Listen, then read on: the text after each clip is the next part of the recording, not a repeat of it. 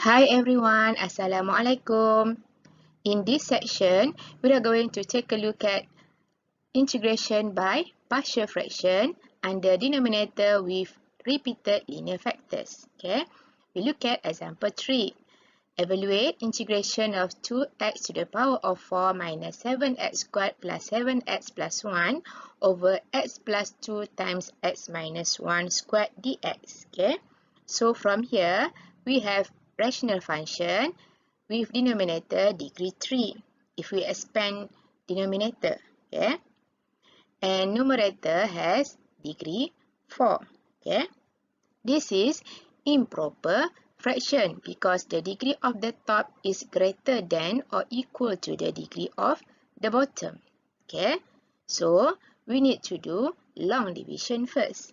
Okay, alright, by doing long division, okay, we can write this rational function equals to 2x plus negative x squared plus 3x plus 1 over x plus 2 times x minus 1 squared. Okay, this come from the previous video. Okay, this is the complete solution when we do long division. Okay, when we divide 2x squared minus 7x squared plus 7x plus 1 over x plus 2 times x minus 1 bracket squared. Okay, by doing long division, we get this. Okay, denominator here is given into the form of factor, so we need to expand first. Okay, and then we write into the form of descending powers of x. Okay, alright, and then we will get remainder quotient, so we put inside this formula. Okay, the rational function, the improper rational function equals to quotient plus remainder over divisor. Okay, so the quotient here is 2x and then plus remainder here and then over divisor. Okay, divisor here is actually x plus 2 times x minus 1 bracket squared. Okay, alright. So from here, okay, we can naming it as equation 1. Okay, alright, we cannot write negative here, okay, because negative sign here is only for x squared. Okay, so never put negative sign here. Okay, alright, so from this fraction, okay, the denominator has degree 3 and the numerator has degree 2. Okay, so now this is the proper fraction because the degree of the top is less than the degree of the bottom. Okay, so from here we can express into the sum of partial fraction. Right? So we express into the sum of partial fraction. Okay, we express this fraction, negative x squared plus 3x plus 1 over x plus 2 times x minus 1 bracket squared equals to, alright, now we have linear factor x plus 2. So this is the first fraction. And then plus, okay, from x minus 1 bracket squared, this is repeated factor. So when we express into the sum of partial fraction for denominator with repeated linear factor, okay, first, we need to write x minus 1 bracket squared, bracket the power of 1. But bracket the power of 1, no need to write. And then plus x minus 1 bracket squared. Okay, this is under repeated linear factor. Okay, we need to repeat the denominator, the powers of denominator. Okay, alright, and then if we have denominator with linear factor, we need to write numerator equals to constant a. Okay, and then the second fraction, okay, we also have denominator with linear factor, so we write constant, okay, in numerator. Okay, and then for the third fraction, okay, we just consider the factor inside bracket only. Okay, so the factor inside bracket is a linear factor, so when denominator with linear factor, we need to write constant in numerator. Okay, so when we double check, we have three constants A, B, and C, because when we expand denominator here, we have degree 3. Okay, alright, then we can naming it as equation 2, right? And then we standardize the denominator. Okay, alright, from this fraction, okay, we standardize the denominator. Okay, we no need to expand all this denominator, okay, because if we multiply all the denominator here, okay, it become x plus 2 bracket x minus 1 cube. Okay, but the original denominator equals to x plus 2 x minus 1 bracket squared. So first we need to set the denominator for right hand side should be equals to the denominator on the left hand side. Okay, so how to write A in numerator here? Okay, so from A here, we already have denominator x plus 2. Okay, x plus 2 here. So we need to multiply by x minus 1 bracket squared. Okay, so we multiply A by x minus 1 bracket squared. Okay, never multiply A by x minus 1 by x minus 1 squared. Okay, it is wrong. Okay, we just multiply A by x minus 1 squared only. Okay, because we already have denominator x plus 2. So we just multiply A by x minus 1 bracket squared. Okay, and then for B, we already have denominator x minus 1 here. Okay, so we need to multiply by x plus 2 times another factor x minus 1. Okay, so we write this. Okay, and then for numerator C, we already have denominator x minus 1 squared. Okay, so we need to multiply by x plus 2. Okay, for numerator here. So C we multiply by x plus 2. Okay, never multiply C by x plus 2 and x minus 1. Okay, it is wrong. Okay. Alright, since the denominator on the left hand side equals to denominator on the right hand side, so we can say that the numerator on the left hand side should be equals to the numerator on the right hand side. Okay, so we can write this. Okay, this is the numerator on the left hand side and this is the numerator on the right hand side. Okay, we equate them because the numerator for both sides are equals. Okay. Alright, then we can naming it as equation 3 because we already have equation 1 and equation 2. Okay. Alright, now we need to find the values of constant A, B, and C. To find the values of A, B, and C, okay, first we take the first linear factor from the given denominator here and we equate to 0. So we get x equals to negative 2 here. Okay. Alright. So we substitute x equals to negative 2 here into equation 3. Okay. So after we substitute, so we get this. Okay. All variable x we replace by negative 2. Okay. And then we will get A equals to negative 1. Okay. For constant B and C, it becomes 0 because when we substitute negative 2 into factor x plus 2 here, okay, that we set up earlier equals to 0. So this is 0 and this is also 0. So this term will equals to 0. That's why we get the value of constant A. Okay. And after that, we equate the second linear factor to 0. So we get x equals to 1. Okay.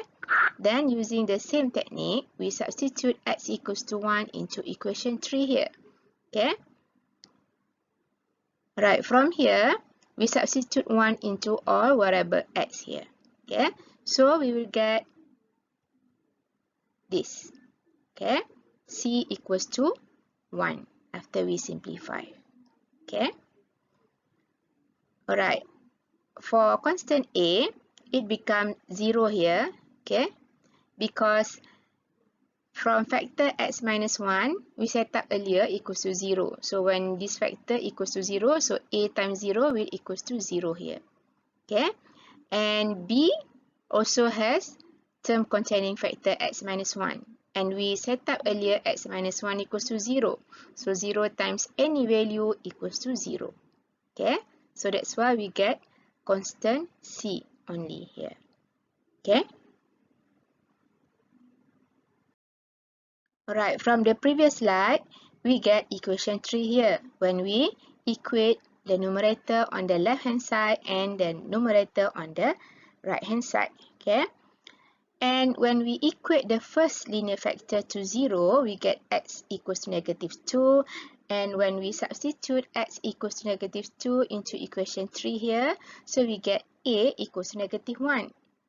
And when we equate the second linear factor to 0, we get x equals to 1. And when we substitute x equals to 1 into equation 3 here, we get constant c equals to 1. Okay. So from here, no more linear factor to equate to 0 and find the value of x. So in this case, how to find the value of b? Okay. So to find the value of b, let's say we take x equals to 0. And then we substitute into equation 3 here. Okay. Actually, we can choose any value of x except negative 2 and negative 1 and x equals to 1 other than x equals to 0. Okay. But we choose the simplest value. Okay. Alright. So when we substitute x equals to 0 into equation 3 here, so we get this. Okay. And then we simplify, so we get 1 equals to a minus 2b plus 2c. Okay. And we already get the value of c. Okay. The value of a and c. Okay. So we substitute here. Okay. We substitute a equals to negative 1 and c equals to 1 here. So now only constant b here. Okay. So we can simplify and we can find the value of constant b. Okay. Then we get b equals to 0. Alright. From the previous slide, we get constant a equals to negative 1, b equals to 0, and c equals to 1. Okay. So after that, we can substitute the values of a, b, and c into equation 2. From equation 2 in the previous slide, we have this. Okay. Alright, so now we replace a by negative 1, we replace b by 0, and we replace c by 1. Okay. And then 0 divided by any values will equals to 0. Okay. So we can write negative x squared plus 3x plus 1 over x plus 2 times x minus 1 squared equals to negative 1 over x plus 2 plus 1 over x minus 1 bracket squared. Okay. Alright.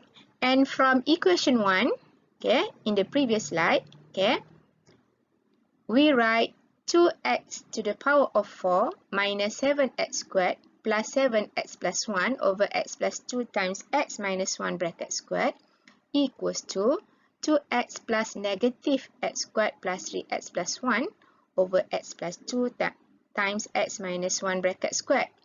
Okay. This is when we use long division. Okay. Alright, when we use long division, okay, we get this. Okay, we write into the form of quotient plus remainder over divisor. So we get 2x from quotient plus remainder negative x squared plus 3x plus 1 over divisor here. Okay, this is divisor. Okay, from here. Okay, this is when we expand the divisor. Okay, because to do long division, we need to expand first. Okay, alright. So from here, okay, so therefore we can write this fraction into the form of 2x, okay, minus 1 over x plus 2 plus 1 over x minus 1 bracket squared. Alright, 2x here comes from the quotient, okay, when we do long division, okay, and negative x squared plus 3x plus 1 over x plus 2 times x minus 1 bracket squared here. Okay, from here, after we express into the sum of partial fraction, we get this. Okay, so we can substitute here. Alright. So this is the original rational function, okay, when we express into the sum of partial fraction. But before we express into the sum of partial fraction, we need to do long division first. That's why we get 2x here, constant here. I mean quotient here, okay? Because this is improper fraction, because the degree of numerator greater than or equal to the degree of denominator, right? Alright, from the previous slide, we get the improper rational function here equals to 2x minus 1 over x plus 2 plus 1 over x minus 1 squared after we doing long division and after we express remainder over divisor into the sum of partial fraction, right? So now we can integrate this improper rational function. So when we integrate the given question here, the improper rational function here, we just integrate right hand side one by one. Okay, we integrate 2x dx and then minus integration of 1 over x plus 2 dx plus integration of 1 over x minus 1 squared dx. Okay, alright, then let's say we move denominator x plus 2, we move up. Okay, so we can write bracket to the power of negative 1. And then when we move this denominator, x minus 1 squared, so when we move up, so we can write x minus 1 to the power of negative 2. Okay, and then to integrate to x, we still have constant 2 here, and then we integrate x with respect to x using power rule, so we get x squared over 2. And then when we integrate x plus 2, bracket to the power of negative 1, okay, we can refer this formula, okay, provided in the appendix, okay, number 1, okay, formula number 1. If we have n equals to negative 1, okay, so the formula when we integrate equals to 1 over a ln ax plus b plus c. Ax plus b means linear, okay, so we can write minus here and then 1 over a. A means coefficient of x. So now our coefficient of x equals to 1. So it means 1 over 1. Ln ax plus b means ln x plus 2. Okay. And then when we have power equals to negative 2 here, okay, means n not equals to negative 1. So we can refer this formula, okay, when we integrate. Okay, so we can write over a here. Over a here means 1 over a or 1 over 1. Okay, and then times, and then linear function x minus 1, and then we need to plus 1 from n here, from the original power. So negative 2 plus 1 equals to negative 1. Then over n plus 1, which is negative 1 here. Okay. So after finish all the integration, we can put plus c at the back. Okay. Then we simplify.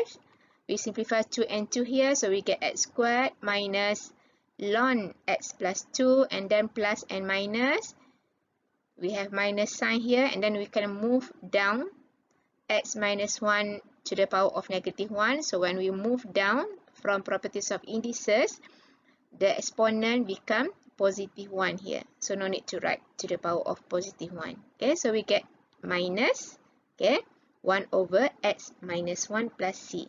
So this is the final answer when we integrate this improper rational function. Okay, before we integrate, we need to use long division first, then we express the remainder over divisor using sum of partial fraction, and then we can integrate one by one. Okay.